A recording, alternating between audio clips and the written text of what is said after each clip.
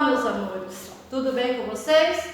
Hoje vamos ter uma aulinha aqui, né? Onde a tia Nalva, ó, está aqui toda vestidinha, né? De roupinha de festa junina. Por quê? Para lembrar a vocês que nós estamos aí no mês de junho, né? Época em que nós fazemos a nossa festinha aqui, da festinha junina. Esse ano a gente não pode realizar a nossa festinha junina, né? Devido a essa pandemia que está tendo. Mas nós, professores, vamos aí estar, né, no dia de hoje, nessa aulinha de hoje, está aí todo mundo vestidinho, né, representando a festa junina, para você lembrar aí na sua casa aí, né, da nossa festa junina, dessa festa tão grande que nós temos aqui na nossa escola. Tudo bem? Então vamos lá. A nossa aulinha agora é de história. Peguem o livro de história de vocês, tá bom? Abram lá na página 48. Vamos estar trabalhando aí os movimentos nativistas, tá, crianças? Tá? Vocês vão acompanhar através do livro e a tia vai fazer a explicação através do slide. Tudo bem? Abriram aí o livro na página 48? Então vamos começar. Vamos lá, né? Movimentos nativistas. O que vem a ser, tia, esses movimentos nativistas? São revoltas que surgiram no final do século XVIII. Essas revoltas começaram devido ao governo exigir cada vez maior quantidade de ouro e pedras preciosas. Por essa razão e outras razões também, várias revoltas aconteceram em diferentes partes do Brasil. Aqui você tem a imagem, tá? Do acontecimento, né? Dessas revoltas, quando aconteceram essas outras, ok? E a tia vai falar também de um pouquinho de cada revolta dessa, tá bom, crianças? Tá bom? Vou explicar um pouquinho também sobre isso aí. Movimentos nativistas. Vocês sabem que naquela época o Brasil ainda era colônia de Portugal. O que vinha a ser? O Brasil era colônia de Portugal. O nosso Brasil não era um país dependente, né? Ele vivia, né? Por exemplo, ele vivia porque Portugal, né? O Brasil dependia de Portugal. Por isso que a gente fala que o Brasil era colônia de Portugal. Porque o nosso Brasil, ele não poderia resolver todos os problemas sozinhos. Tudo o que acontecia aqui, antes de ser resolvido, tinha que primeiro o rei de Portugal, né, autorizar. Porque nós dependíamos do rei de Portugal. Era o rei de Portugal naquela época que mandava aqui no Brasil. Por isso que fala que o Brasil era colônia de Portugal. Entenderam aí? Tudo que tinha naquela época aqui, crianças, tá? Desde o pau-brasil, né, que era a nossa maior riqueza, a produção de açúcar também, que naquela época foi descoberto aqui, também o ouro, as pedras preciosas, tudo que tinha aqui, Portugal explorava, tá? Quer dizer, todo o lucro dessa riqueza ia para Portugal. A partir do momento que foi descoberto aqui no Brasil o ouro e as pedras preciosas, os portugueses começaram a exigir cada vez mais, né, mais dinheiro, né? Ele queria que mandasse cada vez mais pedras preciosas, ouro para Portugal. Quer dizer, aqui no Brasil só ficava um pouquinho, a maior quantidade, a maior parte ia para Portugal. Quer dizer que Portugal ia ficar cada vez mais rica, né? E o Brasil não, ele ia ficar ali estacionado, porque, né, o que ele mantinha aqui mal dava para pagar as despesas dos brasileiros que tinha aqui. Com isso, a partir disso, os brasileiros que moravam aqui naquela época começaram a se revoltar. Eles não achavam certo isso, né? Por que essa riqueza não fica aqui? Por que a maior parte da riqueza não fica aqui no Brasil para ser utilizada aqui? E tem que tudo ir para Portugal? Aí, crianças, foi a partir daí que começou a ter as revoltas, tá? Que os brasileiros começaram a se rebelar e começaram a fazer as revoltas. Por essa razão e várias outras, houve, né, várias revoltas em diferentes partes do Brasil. A tia vai estar falando agora um pouquinho de cada revolta com vocês. No seu livro aí você vai poder acompanhar.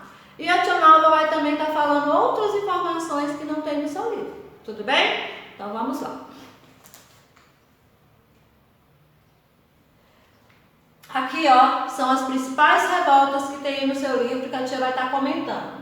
Revolta de Beckley, no Maranhão, 1684. Guerra dos Emboabas, em Minas Gerais, 1708. Guerra dos Mascates, em Pernambuco, 1710.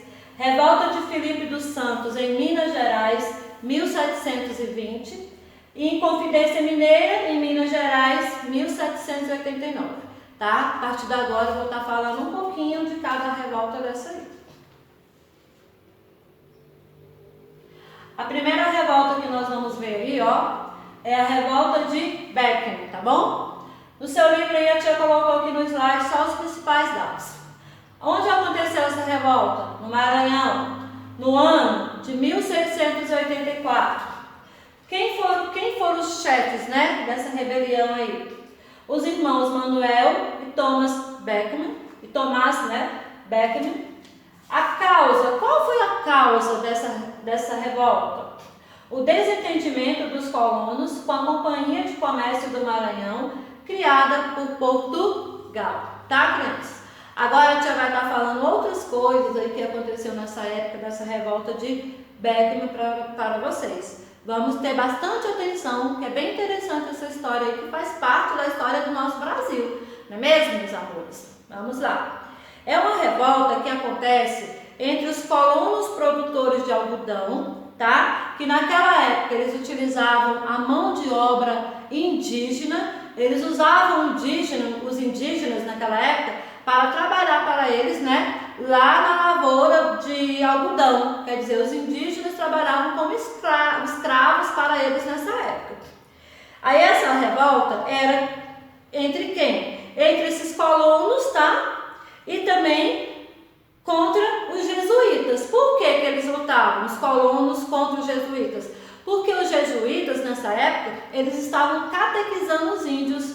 E os jesuítas, eles não aceitavam, né, essa forma de escravização dos indígenas.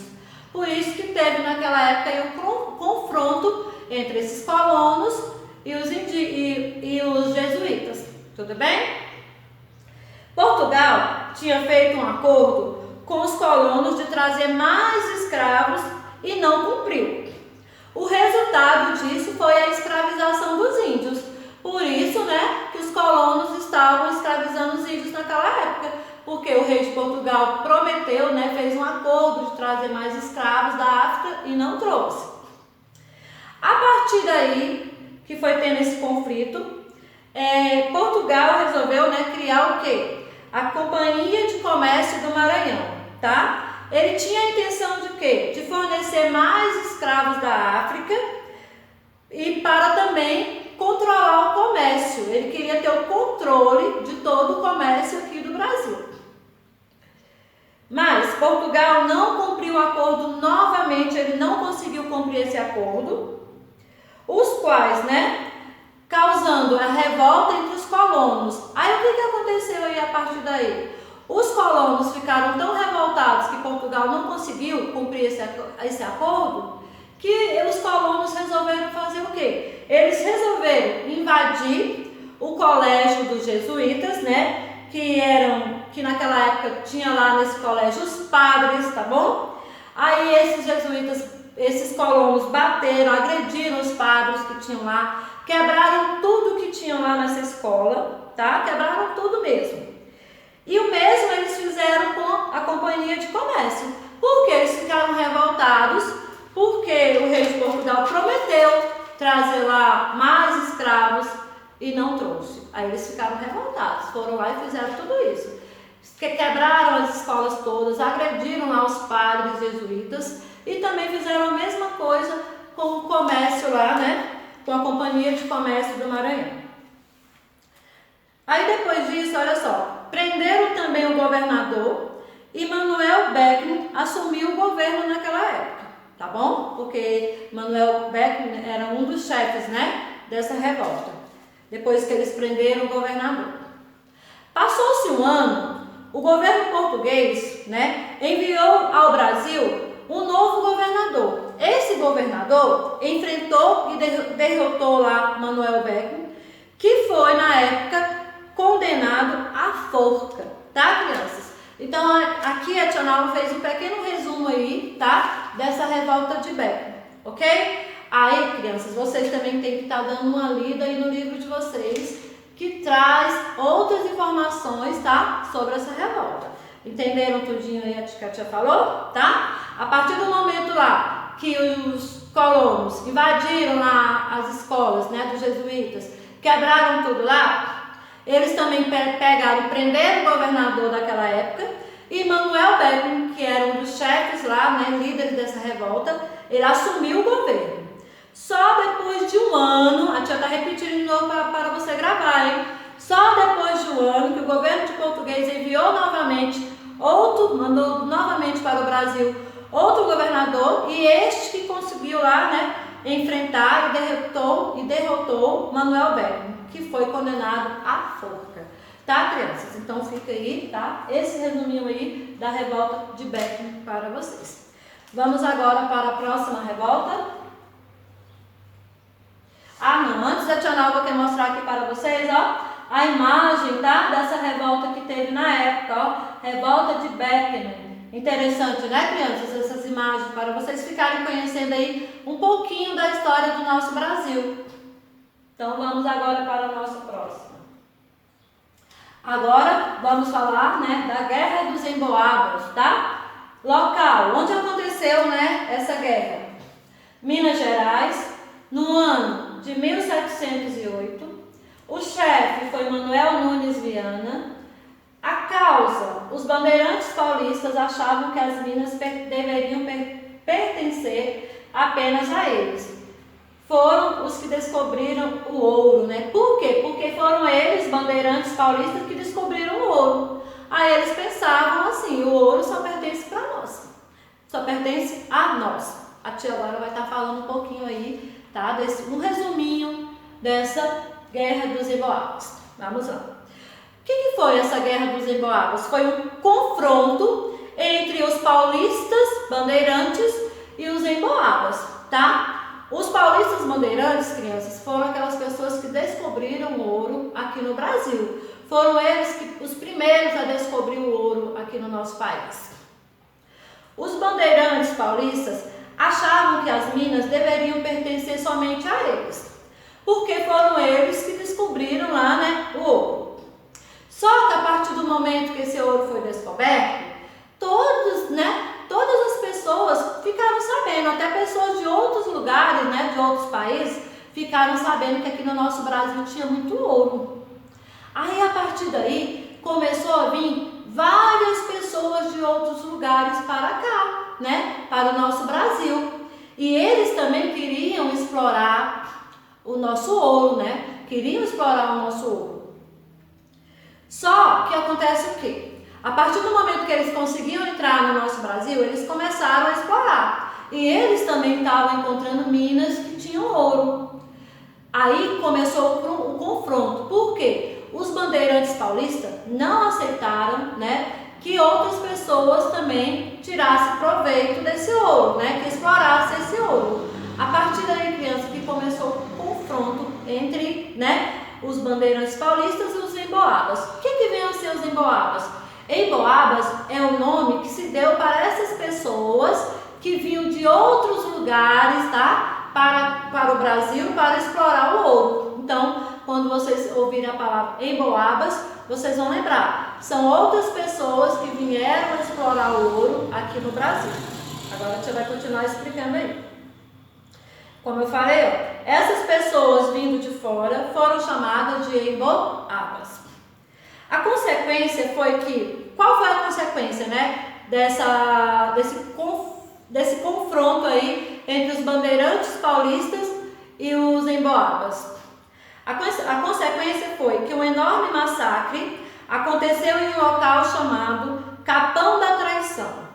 Os emboabas prometeram, olha só, né? Como veio muitas pessoas, muitos emboabas de outros lugares, eles eram muitos, né? Aí o que eles fizeram? Eles prometeram, como eles eram mais do que os bandeirantes paulistas, eles prometeram para os bandeirantes paulistas que se eles se entregassem, eles os deixariam livres, tá? Eles não iam prender eles não iam matar eles. Os bandeirantes paulistas acreditaram nos emboabas, né? E foram até esse local que se chama Capão da Traição. E foram até lá se render. E não levaram nenhuma arma, crianças, não levaram nada. Por quê? Eles acreditaram, né, na promessa dos emboabas. Chegando lá nesse local, no Capão da Traição, os emboabas tinham armado uma cilada para eles, né? Houve um total massacre, crianças. Eles, né, mataram todos os bandeirantes paulistas que se renderam naquela época. Mataram todos. Por isso que a gente fala aí, né? Capão da Traição foi um local onde eles armaram essa cilada para os paulistas. E foi uma traição, porque eles falaram que iam deixar eles livres. E não deixaram, fizeram o contrário. Eles massacraram lá os bandeirantes paulistas. E no final de tudo isso, depois que houve esse massacre, o rei de Portugal decretou que os paulistas fossem, né, expulsos da região e que a coroa ficasse com o direito de explorar as minas, tá, crianças? Aí foi um pouquinho do resumo aí que eu fiz um pouquinho aí sobre essa guerra dos emboabas.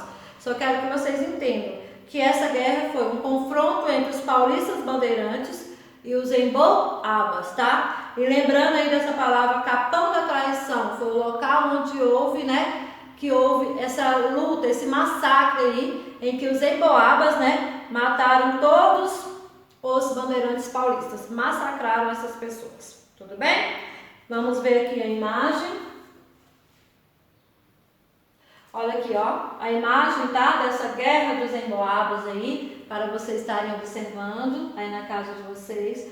É importante, a tia fez um resuminho aqui breve, mas é importante vocês também estar lendo o que está escrito no livro de vocês. Vamos passar para o próximo. Agora, crianças, nós vamos para a Guerra dos Mascates. Guerra dos Mascates. Local onde aconteceu? Pernambuco, no ano de 1710. Quais foram os chefes? Senhores de engenhos, tá? Que eram os olindenses. E os mascates, que eram os recifenses. Qual foi a causa? Olinda era a sede da capitania de Pernambuco. Seus habitantes, em grande maioria, eram ricos e senhores de engenho. A tia fez só um breve resumo aí do livro de vocês, se colocou aqui. Agora eu vou estar explicando melhor aqui através do resumo. A tia já falou que aconteceu em Pernambuco no ano de 1710. Em Olinda, que era a sede da capitania pernambucana, tá? O que tem lá em Olinda? Tem os ricos senhores de engenhos, né? Aquelas pessoas que eram mais ricas, né? Eram donos dos engenhos. E no Recife era habitado por comerciantes portugueses, que na época eram chamados de mascates. Qual é o problema, né, que havia nessa época? O problema é que tem uma vila chamada Olinda e um bairro chamado Recife. Mas quem manda na cidade são os devedores e não a elite. Quer dizer que naquela época quem mandava lá na cidade era quem? Eram as pessoas que deviam. E não as pessoas que eram mais ricos, os da elite. Olha aí, crianças, tá? A partir daí, Recife, né? Recife, que era um bairro, o que ele queria? Ele resolveu proclamar sua independência, porque naquela época ele dependia de Olinda. Ele era tipo a colônia de Olinda. Ele queria se tornar independente. Aí o que ele fez? Ele pediu autorização para o governo de Portugal. E o rei de Portugal deixou, né? O rei deixou, ele autorizou. O rei de Portugal separa Recife de Olinda. Mas é claro, crianças, que os olindenses, eles não aceitam e fazem uma guerra aí que durou em torno de uns 4 anos, até que Recife conseguiu se separar de Olinda. A partir daí é que Recife, né, se torna a cidade mais importante, que hoje é considerada a capital de Pernambuco. Tá, crianças? A capital de Pernambuco. Ah, tia, por que fala, né, Guerra dos Mascates? Porque aconteceu naquela época lá, ó, tá? A guerra foi entre quem? Os senhores de engenhos, que eram os olindenses, que eram as pessoas que eram mais ricas, tá? E os mascates recifenses, tá? No caso aí, crianças. É importante vocês estarem lendo também a partir do livro de vocês, que vocês também vão entender melhor esse conteúdo aí. Ok, crianças? Tá bom? Então, vamos ver agora a imagem. Aqui, ó, nós temos a imagem aí das guerras dos mascates. Pode até observar como é que é o confronto entre os, né, os senhores de engenho, que eram as pessoas mais ricas, né, e os mascates, naquela época, que eram os comerciantes, que eles eram os mais pobres, mas na época eram eles que comandavam a cidade, tá bom, crianças? Aí foi aí que teve, né, que Recife na época, tá? Recife se tornou o quê? Hein? Um país, tipo assim, né, se tornou independente de Olinda. A partir daí que a tia Nalva falou com vocês aí, que eles se tornaram, né, um país independente. Eles não dependiam mais de Olinda. A partir daí ele se tornou a capital de Pernambuco.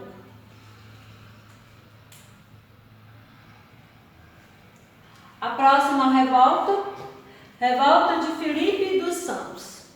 Local Minas Gerais, no ano de 1720. Chefe Filipe dos Santos. Qual foi a causa? Portugal queria controlar a extração do ouro e mandou criar casas de fundição, onde todo o ouro encontrado deveria ser entregue para ser transformado em barras. Uma parte dele ficava para o governo como pagamento do imposto, chamado quinto, que era 20% de todo o ouro extraído que pertencia, né, que era levado para Portugal. Vamos lá. Revolta de Filipe dos Santos. A tia vai falar agora qual foi o problema, qual foi a causa dessa revolta. Com o passar do tempo, a exploração do ouro começou a trazer muito contrabando. Então, as pessoas vinham para cá e não queriam pagar o quê? Pagar os impostos, tá? Para o rei de Portugal. Esse aí foi um dos problemas. A partir desse contrabando do ouro, as pessoas que vinham contrabandear esse ouro aqui, eles não queriam pagar impostos, tá? Esse foi um dos problemas. E o outro foi a cobrança de imposto na época, que foi muito alta, tá? Essa cobrança de imposto aqui que a gente vai falar daqui a pouco, né? Sobre a chamada quinto, que foi muito alta. Então, para resolver isso, o governo cria as casas de fundição, onde se extrai ouro. Como, né? Eles extraem ouro. Eles derretem esse ouro e põem em formas que, a partir daí, o ouro é transformado em barra ou também em pó. Uma parte desse ouro, crianças, vai para o governo, que é aqui onde a gente falou, ó, chamada de quê? De quinto, tá? Chamada de quinto, que é 20% de todo o ouro, tá bom? Que vai para o governo de Portugal aí, vai para o Estado. Diante de tudo isso, dessa alta desses impostos que teve na época, dessas casas de fundição também que foram construídas, desse imposto que foi altíssimo, chamado quinto, as pessoas começaram a se rebeliar, tá? Eles não estavam de acordo com isso também. Inclusive, um homem importante da época, Filipe dos Santos, ele era o líder de um movimento. Ele não aceitou, junto com as outras pessoas que faziam parte do seu movimento, eles não aceitaram e disseram assim: está tendo muita corrupção aqui no Brasil, eles estão explorando muito o nosso país, tem muitos impostos e cada vez mais estão criando mais impostos para sugar as riquezas do nosso Brasil. Aí, esse homem chamado Filipe dos Santos, ele resolveu ir até Portugal para falar com o rei, né? Pedir ao rei, pedir para o governador que diminuísse essas taxas de impostos e que também fechasse essas casas de fundição, que isso não estava certo. Mas o governador não gostou, né? Ele não gostou disso. E o que esse governador fez, gente? Ele mandou prender todas as pessoas, tá, que estavam participando desse movimento, inclusive os chefes, e pegou o Filipe dos Santos, né, que tinha ido lá conversar com ele, e mandou enforcar em praça pública, tá, crianças? Aí a tia fez um pouquinho aí do resumo dessa revolta de Filipe dos Santos. Vocês também vão estar acompanhando através do livro de vocês. Vamos ver a imagem, né, dessa revolta. Temos aqui, ó, revolta de Filipe dos Santos, tá? 1720. Essa revolta também você pode ver a partir assim, quando vocês começarem a crescer mais, que o ano que vem mesmo que vocês vão trabalhar essa revolta, vocês vão ver que ela também pode ser chamada de Vila Rica, tá? Pode ser revolta de Filipe dos Santos ou a revolta de Vila Rica. Tá bom, crianças? Vamos para a nossa outra revolta. A última revolta que nós vamos ver agora é sobre a Inconfidência Mineira. Local, Minas Gerais. Ano, 1789. Qual foi o chefe? Joaquim José da Silva Xavier, tá? Famoso Tiradentes. Qual foi a causa? O governo português ameaçou aplicar derrama, cobrança forçada, né, de impostos, tá bom? Vocês estão observando que cada revolta, né, é uma determinada época, tá, crianças? Vão observando as datas aí no livro, porque cada revolta é uma determinada época, um determinado ano. Inconfidência Mineira. O governo português ameaçou aplicar a derrama. Derrama quer dizer cobrança de impostos. A coroa portuguesa queria proibir todas as atividades, tá? Todas as atividades aqui no Brasil. A atividade a exploração do pau-brasil, a atividade de produção de cana-de-açúcar. O que ele queria? Ele queria que os escravos trabalhassem só na exploração do ouro, porque era o que estava dando mais lucro naquela época, né, crianças? As pessoas tinham que pagar a cada ano 1.500 quilos de ouro. Se não completassem essa cota, crianças, se eles não conseguissem, né, arrecadar essa quantidade de ouro, 1.500 quilos de ouro, para pagar como imposto, se eles não conseguissem arrecadar tudo isso, eles tinham que pagar, completar lá, né, esse valor com os objetos que eles tinham em casa, com todos os seus pertences, eles tinham que dar. Não era nem que eles tinham que dar, os cobradores iam até a casa deles e levavam tudo que eles tinham dentro de casa, até completar essa quantidade de dinheiro que o governo queria, ok? A consequência foi, qual foi a consequência, né, disso tudo? Foi que os padres, os escritores, os mineradores, os militares, eles se uniram na época para lutar contra o governo de Portugal, porque eles estavam achando um absurdo isso. Por que eles tinham que mandar todo esse imposto, todo esse ouro para o governo de Portugal, para Portugal, né? A partir daí eles se juntaram, formaram ali tipo uma rebelião. Aí o que aconteceu? Depois disso tudo, que eles começaram a se rebeliar, fazer as rebeliões, olha só o que o governador mandou fazer. O governador mandou prender os inconfidentes na época, que eram essas pessoas que se juntaram, tá? Alguns foram expulsos do nosso país, outros foram presos. Mas, né, aquele homem na época que era mais importante, né, que era Joaquim José da Silva Xavier, o famoso Tiradentes, o que aconteceu com ele? O que o governo mandou fazer com ele, com Tiradentes? Vocês já sabem a história de Tiradentes, vocês lembram? Ele fez o quê? No dia 21 de abril de 1792, no Rio de Janeiro, eles mandaram enforcar Tiradentes, tá? Tiradentes foi enforcado. Tudo isso porque eles se juntaram aí, né, junto com outras pessoas, para protestar contra o governo, porque eles não estavam aceitando essa cobrança alta de impostos. Tiradentes, ele tinha esse nome por quê? Porque ele aprendeu com seu tio, que era dentista, o ofício de tirar dentes, né? De tirar os dentes das pessoas.